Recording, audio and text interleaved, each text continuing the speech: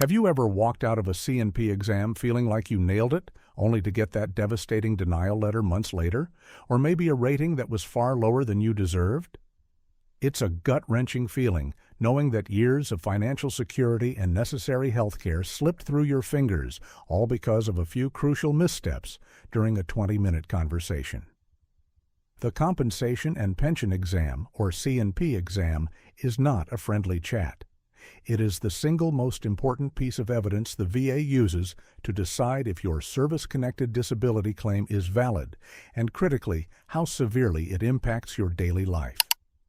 This exam is the courtroom where your future is decided, and most veterans walk in unprepared, making easily avoidable mistakes that cost them tens of thousands of dollars, sometimes hundreds of thousands, over the course of their lives. We're talking about the difference between being 30% rated and 70% rated, or the difference between a service connection and a total denial. If you are a veteran, or if you are preparing for your next C&P exam, stop everything you are doing right now, because we are breaking down the 10 most critical yet common mistakes veterans make during these exams. Mistakes that cost them years of benefits and the financial stability they earn through their service. The first, and arguably the most dangerous mistake veterans make, is the deeply ingrained habit of downplaying symptoms or adopting the "I'm fine" facade. This is a survival mechanism we all learned in the military. Suck it up, drive on, don't complain, and certainly don't show weakness. That mentality is absolutely toxic to a VA claim. When you sit in front of that examiner, whether they are a doctor, a PA, or a nurse practitioner, their primary job is to record the severity of your current condition based on the evidence presented in that moment.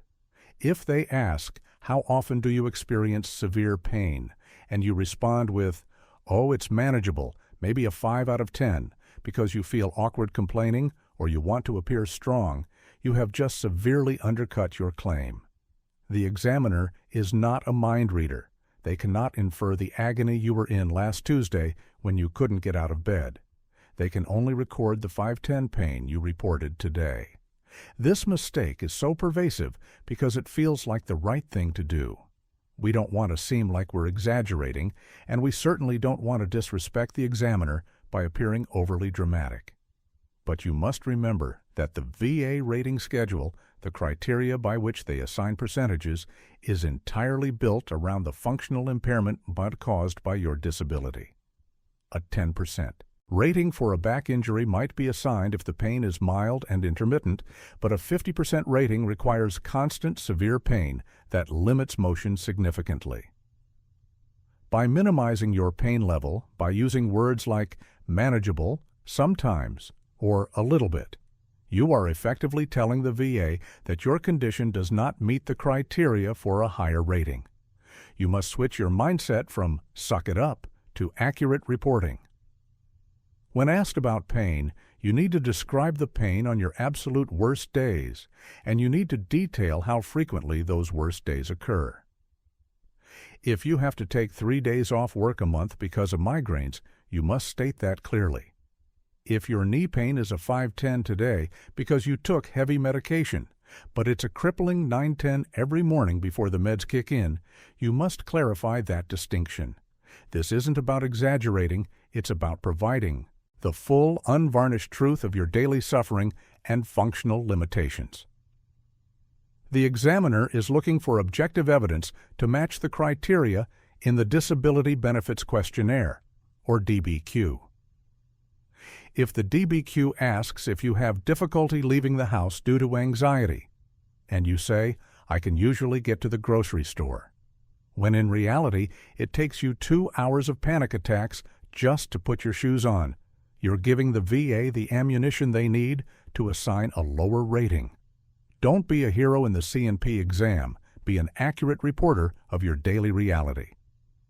Moving quickly to the second critical error, which often works hand in hand with the first, is the mistake of failing to establish the clear nexus or link between your current symptoms and the specific service event. The VA requires 3 things for a successful claim: a current diagnosis, evidence of an in-service event, or injury and the medical nexus that connects the two. Most veterans focus heavily on their current pain or their diagnosis, but they struggle when the examiner asks, "How does this relate back to your time in the service?" If you simply say, "Well, I hurt my back while I was deployed," that's too vague. The examiner needs detail, and more importantly, they need to see that you see the connection clearly. You must be prepared to articulate the exact time, place, and mechanism of injury or exposure. If you are claiming PTSD, you must be ready to briefly and clearly describe the stressor event, ensuring it aligns with the details already in your file. If you are claiming tinnitus, you need to reference the specific MOS, the equipment you were around, or the specific combat exposure that led to the hearing damage. Failure to provide this clear link, this nexus narrative, gives the examiner an easy out to write a negative opinion, stating that the current condition is less likely than not related to service. This is especially true for conditions that manifest years after separation, like hypertension or certain chronic illnesses. You need to connect the dots for the examiner. For example, instead of saying, "My diabetes is from the service," you must say, "My diabetes is secondary to the weight gain and chronic pain I developed due to my service-connected knee injury, which severely limited my ability to exercise starting in 2010. If you cannot articulate the nexus clearly and concisely, the examiner will likely default to focusing only on your current symptoms without the necessary service connection, making their report virtually useless for your claim. This narrative must be practiced and ready to deploy, linking your history to your present condition without rambling.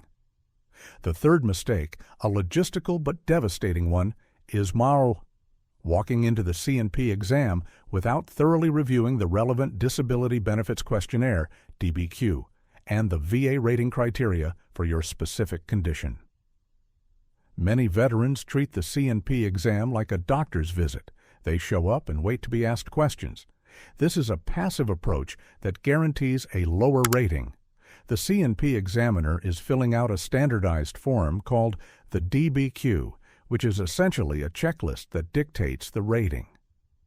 If you are claiming migraines, the DBQ asks specific questions about the frequency, duration, and prostrating nature of the headaches.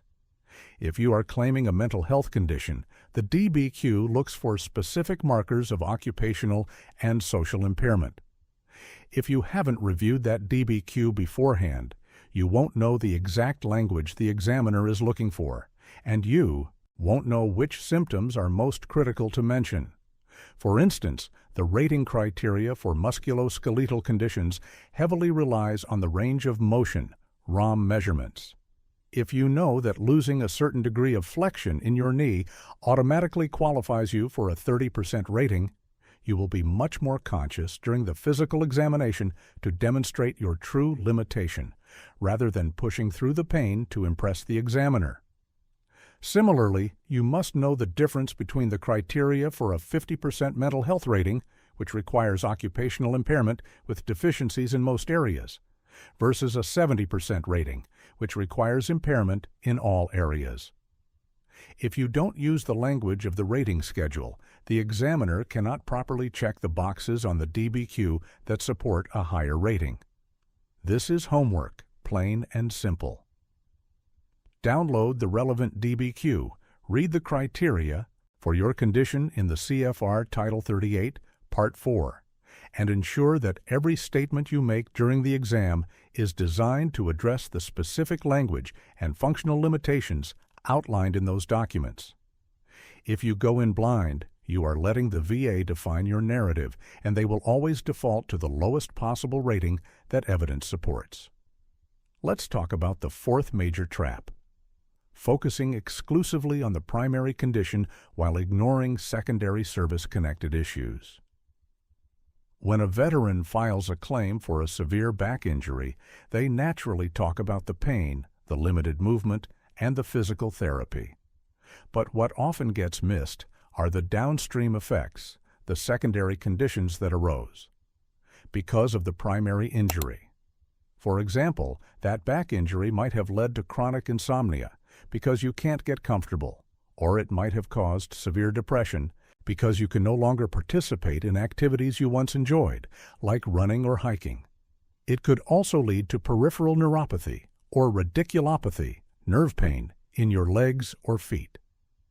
If you only talk about your back pain, the examiner will only document the back pain. You must explicitly tell the examiner about these related secondary symptoms, even if they seem minor or unrelated.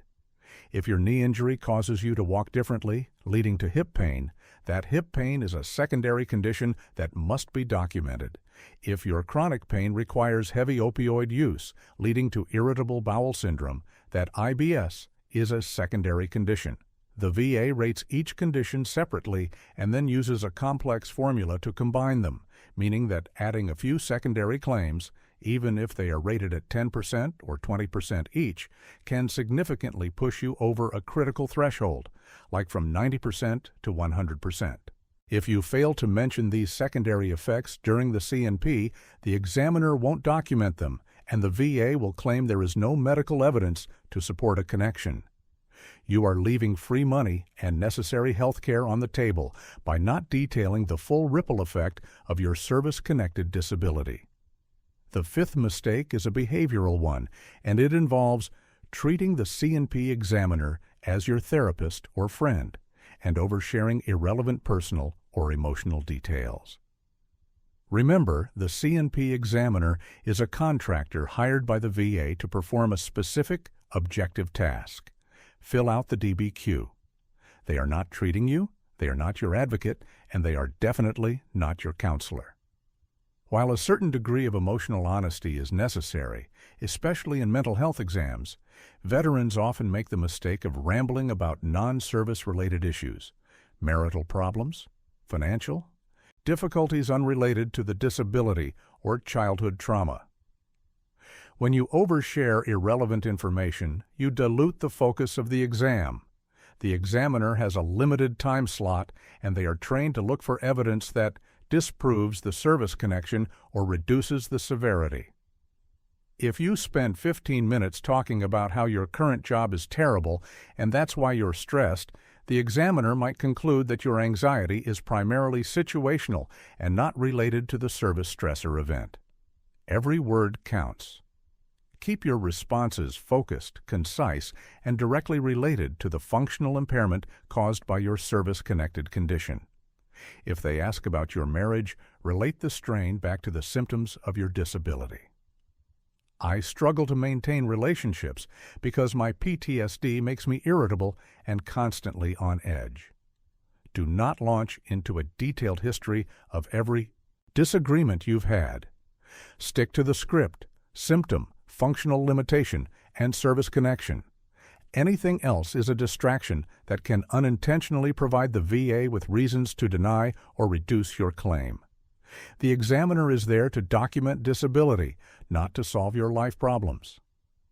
This leads directly into the sixth and perhaps most catastrophic mistake: exaggerating symptoms or presenting inconsistently, leading the examiner to suspect malingering. The line between accurately reporting your worst symptoms and exaggerating for effect is thin, and crossing it can result in a total denial and a black mark on your record that is incredibly difficult to overcome. Examiners are highly trained to spot inconsistencies. If you walk into the exam room with a cane, but the examiner observes you standing up and putting your coat on without using the cane, they will note that inconsistency in their report. If you claim you are totally housebound due to anxiety, but you talk about your recent cross-country road trip, that is a glaring contradiction.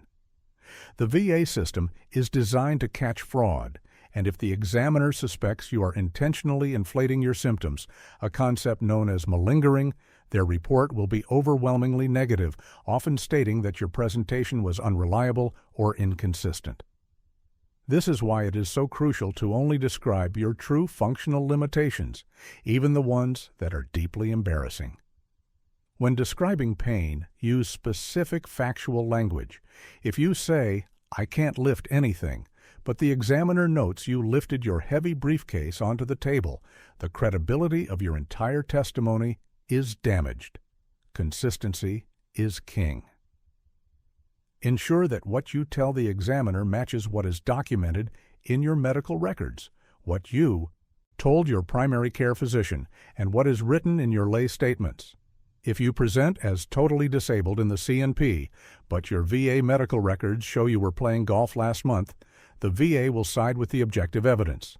Be honest, be accurate, and stick to the facts of your worst day, ensuring that your behavior during the entire appointment, from the waiting room to the parking lot, is consistent with the limitations you are claiming.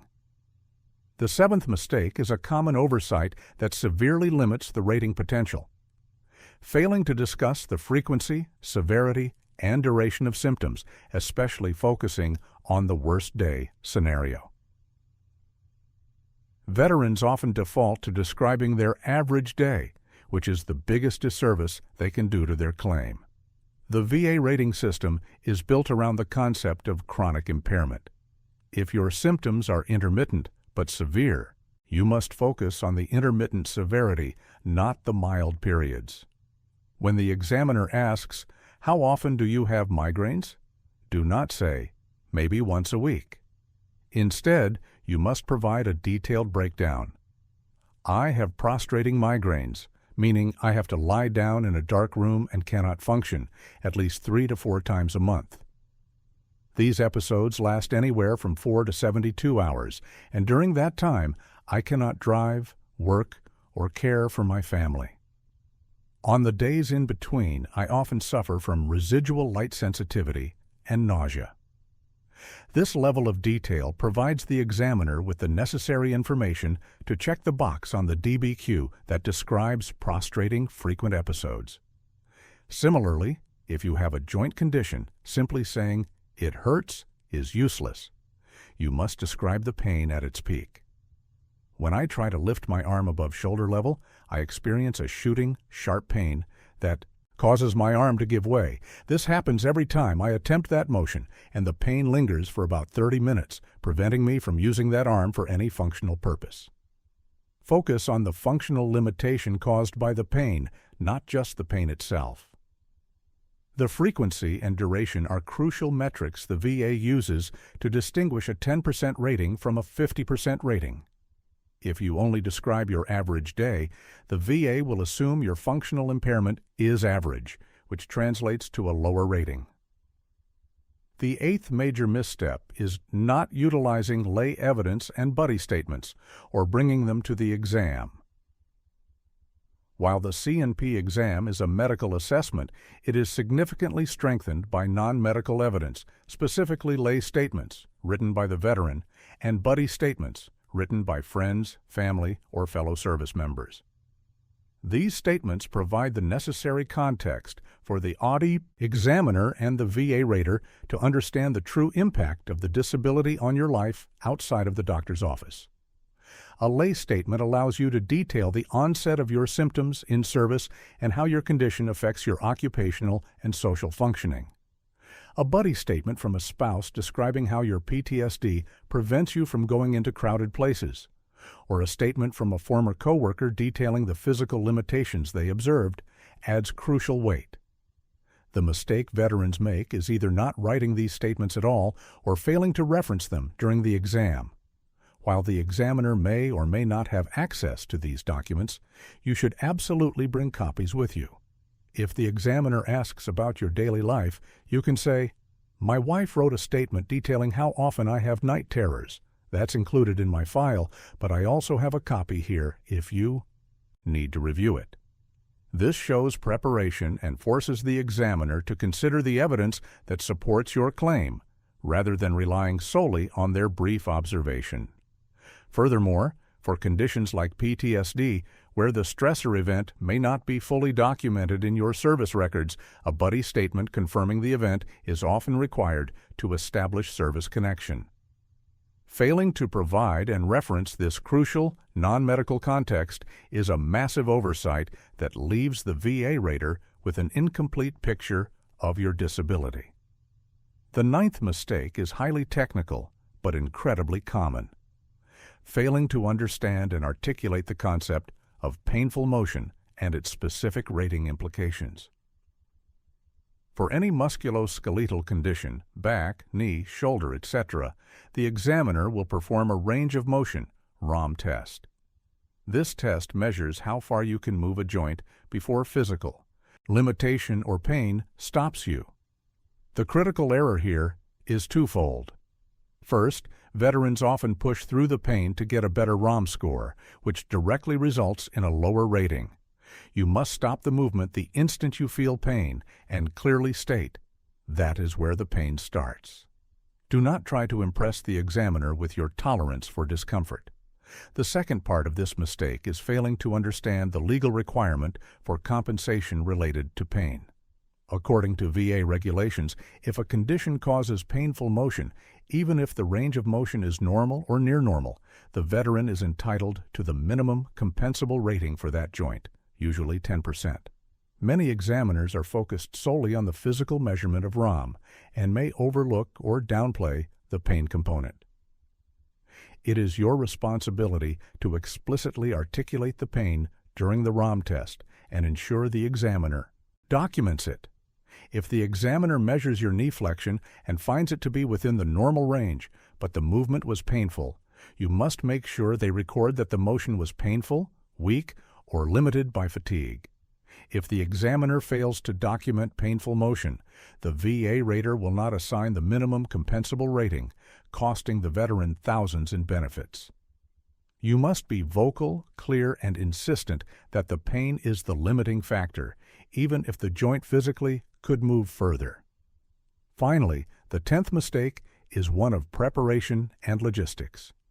Missing the exam, being significantly late, or failing to prepare a concise, organized list of symptoms. Missing a C&P exam or canceling multiple times without sufficient reason is one of the fastest ways to get your claim denied outright. The VA treats a missed exam as a failure to prosecute the claim, and they can, and often, will close the file. If you are going to be late or must cancel, contact the scheduling office immediately and document the communication. Furthermore, showing up unprepared is almost as bad as missing the exam entirely. You have a limited window, often 15 to 30 minutes, to convey years of suffering and complex medical history. Walking in without a clear, concise list of your top 3-5 symptoms and how they impact your daily life is a rookie mistake. Before the exam, write down your core symptoms, the frequency of your worst days, and the specific functional limitations. Autobrigi cannot sit for more than 30 minutes, require assistance dressing on severe pain days, or experience uncontrollable rage outbursts 2 to 3 times a month. This list serves 2 purposes. It ensures you don't forget crucial details when nerves set in, and it demonstrates to the examiner that you are organized, serious, and prepared, which boosts your credibility. When the examiner asks, "What are your symptoms?" you can refer to your notes and provide a structured answer, maximizing the efficiency of the limited time you have. Being prepared means having your narrative straight, your nexus clear, and your symptoms documented in a way that aligns with the VA's rating schedule. The C&P exam is the crucible of your VA claim. It is not a test of your toughness, nor is it a therapeutic session. It is a critical evidentiary hearing. If you walk into that room unprepared, downplaying your symptoms, unable to articulate the service connection, or unaware of the specific rating criteria that apply to you, you are virtually guaranteeing a lower rating or a denial. Remember the 10 critical mistakes. Don't downplay your symptoms. Clearly state the nexus to your service. Study the DBQ and rating criteria. Beforehand, document all secondary conditions. Keep your conversation focused and professional. Never exaggerate or show inconsistency. Detail the frequency and severity of your worst days. Utilize and reference lay and buddy statements. Ensure painful motion is fully documented. And finally, be meticulously prepared and punctual. Your service earned you these benefits. Your preparation and honesty will ensure you receive them. Take control of your narrative, understand the game, and walk into that C&P exam ready to accurately and effectively advocate for the benefits you deserve. This preparation is the difference between struggling financially for years and achieving the stability and care you need. Don't let a 20-minute exam cost you a lifetime of security.